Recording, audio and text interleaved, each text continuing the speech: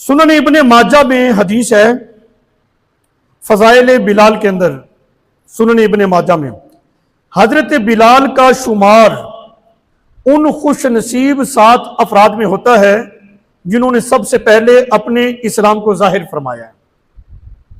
کہ بھی ایمان تو لے آئے لیکن سب سے پہلے جنہوں نے اسلام کو ظاہر کیا ہے، ان 7 افراد میں سے ایک نام حضرت بلال کا بھی ہے۔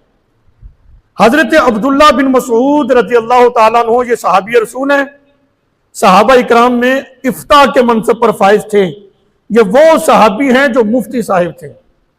حضرت عبداللہ بن مسعود رضی اللہ تعالیٰ عنہ فرماتے ہیں، کان اول من اظہر اسلامہ 7، کہ سب سے پہلے اسلام میں جنہوں نے اپنے اسلام کو ظاہر کیا ہے وہ 7 افراد ہیں۔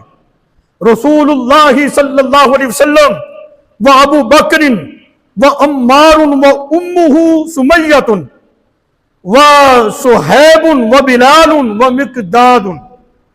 یعنی حضرت عبداللہ بن مسعود رضی اللہ تعالیٰ عنہ فرماتے ہیں کہ جنہوں نے سب سے پہلے اسلام کا اظہار فرمایا ہے وہ رسول اللہ صلی اللہ علیہ وسلم ہے۔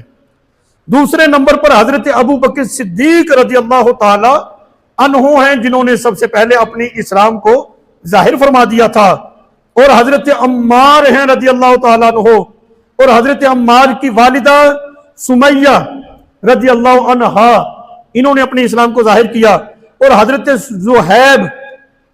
صہیب رضی اللہ تعالیٰ عنہ اور حضرت بلال رضی اللہ تعالیٰ عنہ جنہوں نے سب سے پہلے اپنی اسلام کو ظاہر کر دیا تھا، اور حضرت مقداد۔ یہ وہ خوش نصیب میرے آقا علیہ السلام کے غلام ہیں، اسلام تو قبول کر ہی لیا تھا لیکن اسلام کو پہلے انہوں نے ظاہر بھی کر دیا تھا۔ اللہ اکبر۔